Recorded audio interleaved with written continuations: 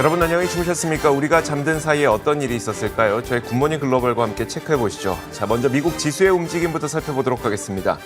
자, 미국 증시는 다우 지수가 장 마감을 1시간 정도 남겨둔 채 하락으로 전환됐습니다. 이로 인해서 결국 3대 지수는 혼조세로 마감이 됐고요.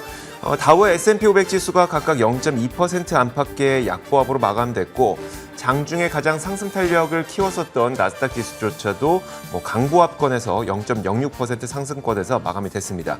시장에서는 현재 변이 바이러스에 대한 우려감 그리고 이 경기 회복이 정점에 아니겠느냐 이런 우려 등으로 인해서 시장이 이 보합권에서 혼조세로 마감이 됐다고 분석을 하고 있고요. 자, 이렇게 분석이 된 가장 주된 요인들을 몇 가지 살펴보자면 10년물 국채금리와 유가가 크게 하락했다는 점이었습니다. 일단 이날 10년물 국채금리는 1.17%까지 내려앉았는데 금리가 이렇게 하락한 이유는 ISM 제조업 PMI 지표가 예상보다 둔하게 됐기 때문이었습니다. 자, 그러면서 금리가 내렸고요. 유가도 이날 하락했는데요. 중국의 공장 가동 성장 속도가 17개월 내 최저치를 기록했다고 전해지면서 이 수요가 부족한 것 아니냐라는 우려가 발생하면서 유가는 하락했습니다. 동시에 사실 오펙 플러스 산유국들은 오는 8월부터 증산을 하기로 합의한 상태죠. 그러다 보니까 중국의 원유 수요는 부진할 수 있는데 오펙 산유국들의 원유 공급은 늘어나는 것 아니냐 이런 우려감이 있는 겁니다. 이 때문에 유가는 이날 한 3% 넘게 크게 하락을 했고요. 자, 이렇게 금리와 유가 모두 경기 회복의 피크아웃을 가리키는 것 아닌지 이런 우려가 증시의 상승을 제한시키면서 보합권, 혼조세로 증시는 마감이 됐습니다. 변이 바이러스에 대한 우려감도 지금 존재를 하고 있는 상태인데요. 조금 전에 나온 속보에 따르면 지난 7일 동안 미국의 평균 일간 신규 확진자 수가 8만 명을 육박한다고 합니다.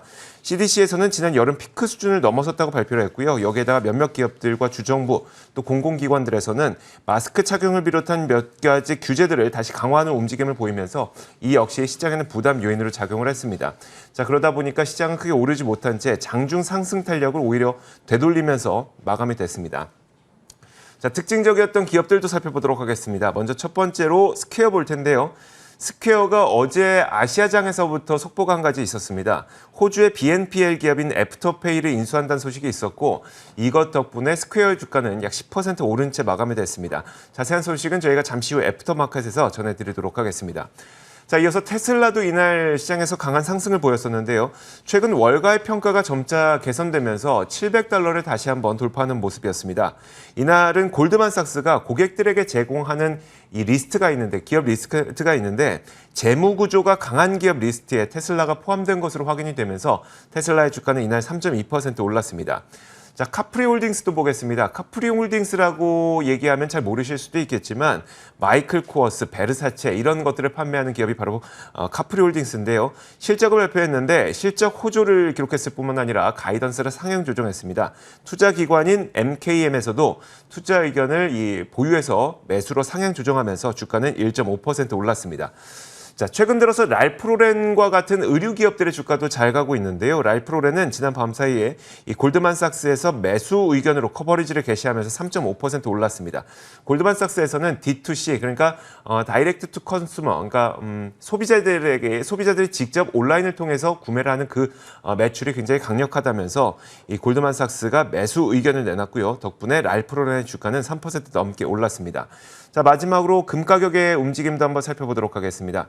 자, 금 가격은 이날 장중 한때 꽤 큰 매도세가 나타나기도 했었는데 이것이 약달러 그리고 금리 하락 이런 것들로 인해서 오히려 매수로 전환되면서 장중 상승 탄력을 다시 되찾기도 했습니다. 현재는 보합권에서 움직이고 있는데요. 1816달러 선의 선물 시장에서 거래가 되고 있습니다. 자, 이렇게 시장 전반적인 움직임 살펴봤습니다. 시장 외신들 전해드리도록 하겠습니다. 자, 오늘 애프터마켓 역시 이 전채린 앵커와 함께 이야기 나눠보도록 하겠습니다. 자, 전채린 앵커와 제가 준비한 오늘 시장의 여러 가지 이슈들 첫 번째 키워드부터 공개할 텐데요. 첫 번째 키워드는 바로 이겁니다. 자, 첫 번째 키워드. 비상조치 온이라는 키워드를 준비해 주셨는데 전채린 캐스터가 어떤 내용인지 설명해 주실까요? 네. 제가 준비한 첫 번째 키워드고요. 미국의 비상조치가 이제 시행됐다는 뉴스가 간밤 전해졌습니다. 재무부는 의회가 부채 한도를 상향하거나 연장하는 데 실패함에 따라서 현지 시간으로 2일인 오늘부터 현금을 보존하기 위한 긴급 조치를 시행한다고 발표했습니다. 의회가 기존에 합의했던 부채 한도 적용 유예 기간은 앞서 7월 31일부로 종료가 됐는데요. 이후에 한도 상향 혹은 연장에 합의를 하지 않으면서 이날부터 이 법정 한도인 22조 달러가 적용되게 됐습니다. 기존의 법정 한도는 이미 2019년 8월에 모두 소진이 됐기 때문에 이제 의회는 2019년 여름 이후 차입한 금액까지 모두 포함해서 새로운 법정 한도를 정해야 되는데요. 그러나 현재 의회는 정치적 교착 상태로 인해서 부채 상한에 대한 합의 도달에 실패를 했습니다.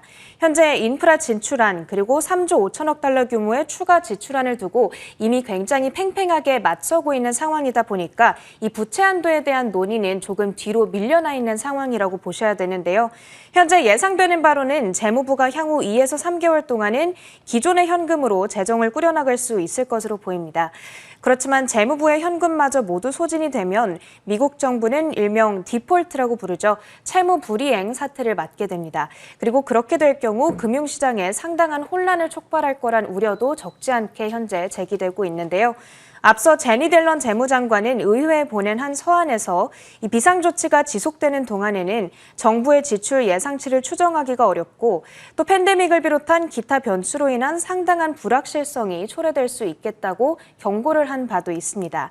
다만 우려를 잠재우는 목소리도 제기가 됐습니다. 스티펠의 한 수석 이코노미스트는 이 같은 비상조치가 새로운 것도 아니고 또 즉각적으로는 문제가 되지 않겠다고 말을 했는데요. 이전에도 이러한 비상조치를 시행해 왔기 때문에 그냥 절차의 일환이라고 생각해 볼 수 있겠다는 관점이 되겠습니다. 자, 이 소식은 아직 시장에는 크게 반영되지 않은 상태인 것 같기도 하고요. 그리고 만약에 이 상태가 굉장히 악화될 경우에는 우리가 크게 우려하는 디폴트 상황까지도 갈 수 있는 거긴 한데 사실 이런 일이 2011년에 대표적으로 사건이 발생을 했던 적이 있었어요. 오바마 행정부 당시였었는데 교착 상태가 지속되면서 디폴트에 대한 우려가 생겼었고 그 때문에 미국에서는 사상 초유의 신용등급 강등이라는 사태까지 벌어졌었거든요. 다만 이번에 그런 디폴트가 현실화될 가능성이 높은 건 아니지만 디폴트 가능성이 높아진다는 우려만으로도 또 시장에서는 시장의 투자 심리가 좀 얼어붙는 그 경우가 발생할 수도 있어서 이런 부분들이 좀 문제가 되지 디폴트 자체가 좀 문제가 될 것 같지는 않다는 생각도 듭니다. 자, 이런 디폴트는 사실 우리가 그렇게 크게 문제점을 생각하지는 않아도 될 것 같습니다만 최악의 경우에는 좀 악재로 작용할 수도 있다는 점도 알고 계시면 좋을 것 같고요. 자, 이렇게 첫 번째 키워드의 내용을 한번 살펴봤고요. 이어서 두 번째 키워드 보도록 하겠습니다. 자, 두 번째 키워드는 좀 가볍게 좀 정해봤는데 형이 왜 거기서 올라? 라는 키워드를 잡아봤어요. 무슨 의미죠? 우리 흔히 많이 쓰는 게 형이 왜 거기서 나와? 나와잖아요. 이거였었잖아요. 네. 근데 어제 발표됐던 기업 인수합병 소식이 있었는데 의외로 주가가 오른 기업이 있어서 그 기업 내용까지도 잠시 후에 전해드리도록 하겠습니다. 자, 먼저 주된 내용을 살펴보자면 스퀘어가 이 미국 전자결제 플랫폼 기업이죠. 호주의 BNPL 기업인 애프터페이를 인수한다는 소식이 있었습니다. 이 덕분에 스퀘어 주가는 이날 주가가 약 10%가량 급등을 했고요. 자, 이 소식 때문에 전자결제 관련 기업들의 주가는 이날 크게 하락했거든요. 글로벌 페이먼트가 11% 내렸고 피저브도 한 4.8% 하락했습니다. 안 그래도 강력하게 성장하고 있는 스퀘어가 BNPL 시장까지 진입하게 되는 것이기 때문에 다른 전자결제 관련 기업들은 너무 압도적인 시장 참가자가 나타나는 것 때문에 악재로 작용을 했거든요. 자, 그런데 이번 인수 소식에 대해서 월가에서는 BNPL 시대의 개막을 알리는 신호탄이다 이런 평가를 내리고 있기도 합니다. 자, 그럼 BNPL이 뭐냐? Buy Now, Pay Later의 줄임말로 지금 사고 돈은 나중에 낸다라는 할부의 개념과 좀 비슷하긴 한데 신용카드 없이도 이것을 사용할 수가 있을 뿐만 아니라 훨씬 고차원적인 할부로 이해하면 쉽습니다. 나눠서 낼 수 있는, 그러니까 내가 나눠서 돈을 낼 수 있는 금액과 기관을 굉장히 다양하게 설정을 할 수가 있어서 자신의 잔고 상황에 맞게 할부 구매를 할 수가 있다는 장점이 있는 건데요. 자, 그렇다면 오늘의 키워드, 왜 형이 거기서 올라? 라는 그 키워드는 바로 어펌에 대한 이야기입니다. 다른 전자결제 관련 기업들의 주가는 하락한 것에 비해서 이날 어펌의 주가 역시 급등을 했었는데요. 어펌이라고 하는 기업은 BNPL 시장을 노리고 출범한 기업입니다. BNPL에 특화된 기업이라고 보시면 될 것 같은데 페이팔의 공동 창업자이자 천재 프로그래머인 맥스 레브친이 설립한 기업으로도 유명하죠. 자, 스퀘어가 BNPL 시장에 뛰어들면 업펌도 타격을 받을 수밖에 없음에도 불구하고 업펌의 주가가 올랐다. 어떤 연유인지 보니까 그 이유에 대해서 번스타인에서는 업펌에 대한 M&A 프리미엄이 발생했다 이렇게 평가를 했습니다. 그러니까 전자결제 공룡들이 인수를 타진할 만큼 매력을 가진 프리미엄이 이제 업펌의 주가에도 반영되기 시작했다라는 건데요. 결론적으로 보자면 이런 겁니다. 스퀘어가 이제 그 호주의 BNPL 기업을 인수함으로써 BNPL 시장의 매물에 대한 프리미엄이 굉장히 높아졌다는 겁니다. 업펌도 그 가운데 하나가 될 수 있기 때문에 업펌의 주가에도 그 프리미엄이 적용이 되면서 주가가 함께 뛰어 올랐다는 것으로 번스타인에서는 분석을 했고요. 이제 BNPL 시장에는 상당히 관심이 높아지고 있는 것은 분명한 것 같고 스퀘어가 이 기업을 인수하게 됨으로써 BNPL의 이 본격적인 개화도 열리게 된 것으로 보이기 때문에 이 시장에 대한 관심도 여러분들께서는 가져가시면 좋을 것 같습니다. 자, 이렇게 두 번째 키워드 살펴봤고 세 번째 키워드도 한번 볼까요? 네, 세 번째 키워드는 제가 준비를 해봤습니다. 반도체 독립 이렇게 준비를 했고요. 옆에 구글 이미지가 나와 있습니다. 구글이 이제 퀄컴을 abandon 했다라는 헤드라인이 눈에 띄었습니다. 퀄컴을 한마디로 버리고 반도체 독립을 선언했다는 소식이 있어서 들고 와봤습니다. 자체 반도체 설계에 나서겠다는 소식이 되겠는데요. 이 픽셀 6 그리고 픽셀 6 프로 등 올 가을에 출시하는 신형 스마트폰에는 이제 퀄컴의 반도체가 아닌 구글이 자체적으로 설계한 반도체가 탑재될 예정이라고 합니다. 이로써 애플의 뒤를 이어서 또 하나의 대형 기술 기업의 반도체 독립이 이뤄지는 소식인데요. 애플 역시도 현재는 기존의 인텔의 반도체가 아니라 자체적으로 설계한 반도체를 컴퓨터에 탑재시키고 있는 상황입니다. 그리고 애플과 마찬가지로 구글도 이 ARM, 즉 암 기술을 기반으로 한 반도체를 사용한다고 하는데요. 암 기술을 기반으로 한 반도체는 이 특징적으로 전력 소모가 굉장히 적다는 특징이 있습니다. 그렇기 때문에 배터리 형식의 모바일 기기에 적합하다는 장점이 있는데요. 덕분에 스마트폰과 태블릿 PC 그리고 노트북 컴퓨터 등 다양한 모바일 기기에 두루 활용할 수 있겠다는 예상이 나오고 있습니다. 한편 이번에 구글이 자체적으로 개발한 칩의 이름은 구글 텐서라고 전해지고 있습니다. 구글 텐서는 신형 스마트폰의 가격을 낮추는 데 보탬이 돼줄 전망인데요. 구글은 이미 수년간 가격은 낮추고 성능을 높이는 데 주력하면서 스마트폰 점유율 확장을 시도해오고 있었습니다. 이번에도 단가를 낮춘 고사양 스마트폰을 이용해서 애플과 삼성전자에 맞서겠다는 계획을 함께 밝히기도 했습니다.